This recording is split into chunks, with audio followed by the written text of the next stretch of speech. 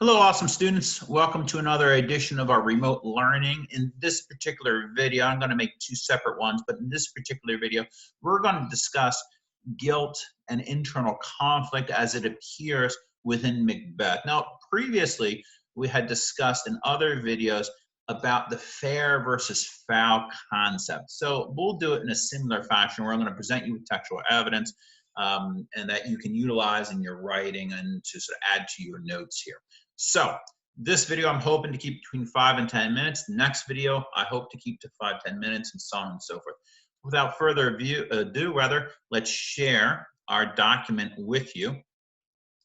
And of course, this is from our McDougall-Littell document. You're welcome to use any Shakespeare document. You're welcome to use the No Fear documents, the links that I've shared with you. But again, let's talk about guilt. Let's talk about conflict that's taking place here. So if we take a look at scene 3, we're looking at lines 134 to 142 right in here. You should be familiar with this quote because this was an important quote for fair versus foul. If you recall, he says the prophecies cannot be ill, cannot be good. But in this particular case here, we see the internal conflict taking place within Macbeth, because when he talks about this idea of what he has to do to become a king, he says it's a hard image that doth unfix his hair, right? And then he goes on to say that he has present fears, and then he talks about horrible imaginings. So the only reason why he's thinking about these things in this horrible way is because there's conflict, right? There's guilt.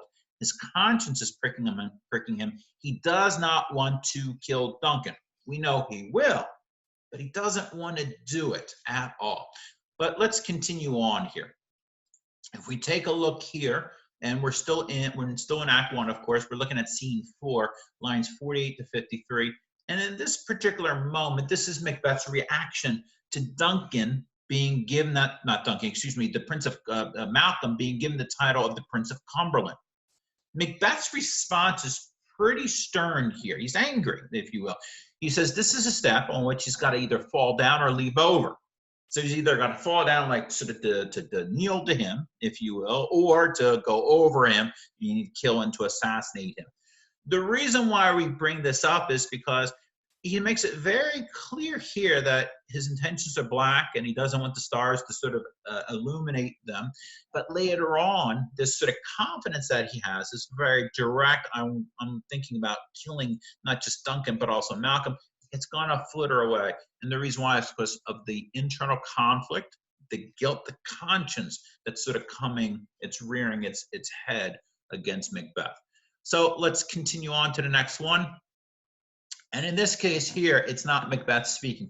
By the way, I hope you've seen that all of this textual evidence is applicable to Macbeth. In fact, all the textual evidence that we're going to discuss on one level or another is applicable to Macbeth, at least for Act 1, most of it for Act 2, although there is a sequence with Banquo that talks about guilt and conscience and so on and so forth. In this particular case here, even though it's about Macbeth, it's actually Lady Macbeth speaking. So we're in scene 5.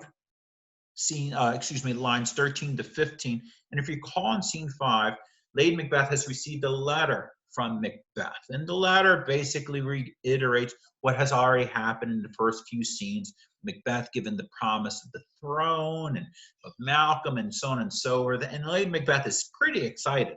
However, she's got some misgivings with regards to Macbeth himself, because she recognizes that Macbeth, and I'm going to quote here on line 13 here, she fears his nature. Why? Because, line 14, he's full of the milk of human kindness. So he's too nice of a guy, is what it comes down to. And so she knows that he's going to feel, what is it? Conflict, guilt. His conscience is going to impede or could impede him from assassinating King Duncan. And the reason why we know she wants to assassinate Duncan is because she says that she wants to do this in the nearest way. Meaning she wants him to become king and her to become queen in the fastest way possible, which of course would be assassinating. Let's move on to our next quote, which is still Lady Macbeth. This particular quote is the famous unsex me moment here. If you recall, she is praying, for lack of a better word, to the demons, to spirits. And she asks them, she says, "Come, you spirits that tend on mortal thoughts, unsex me here."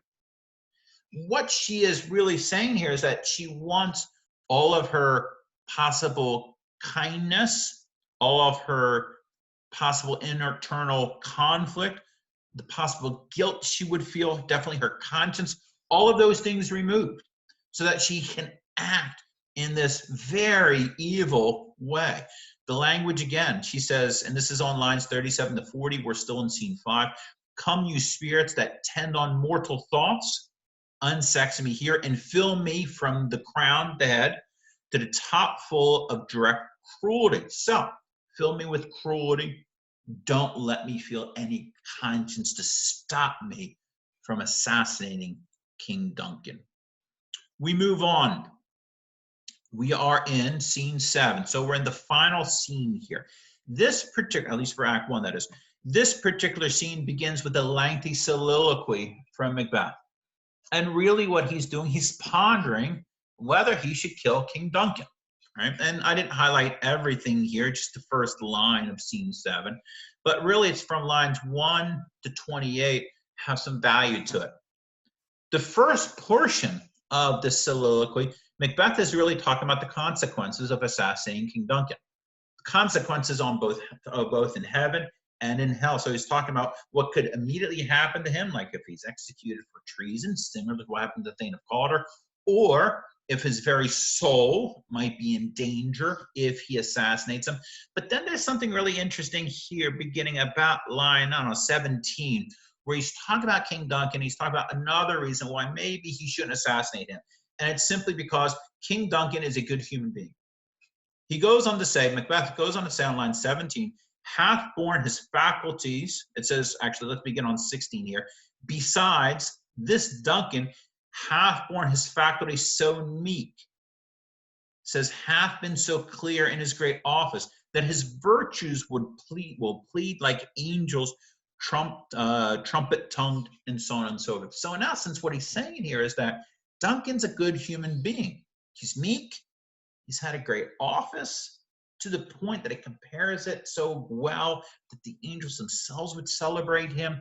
So again, Macbeth here, he's got conflict, not just on the level of, hey, if I get caught, bad things will happen to me, but he's got a conflict here on the level where Duncan is simply a good human being and he doesn't want to do wrong against him. Now, if Duncan were evil, that would be simple, but he's not. He's not. So let's continue on here. We have one more quote that we will share with you. And that's still, we're in scene 7, of course. And Macbeth decides we will proceed no further in this business. And he says this to Lady Macbeth. And this is important because Macbeth has made the determination in line 32 that he wants no part of this. We know later on he's going to change his mind. And he changes his mind because Lady Macbeth, in essence, bullies him. Says that he's not a man, calls him a coward, just among other things there. Until finally, and you're familiar with this quote here, at the end, Macbeth says, I am settled, meaning I have no longer any conflict here. He says, I'm bent up, each corporal agent to this terrible feat. I've decided I'm going to assassinate King Duncan. And this is important because look how line we're on line 80 here, right? So 79 says I'm settled. So on line 37, so we're talking 42 lines later, not much, Macbeth flip-flops completely. And this helps to explain what goes on in Act 2 where he completely loses it, why his conscience really pricks him, because he says he's willing to do this, but he doesn't really feel it and hear thus the conflict. All right, ladies and gentlemen, so let's stop it right there and we'll end our video. I'm going to put part 2 up for you also, so look for that.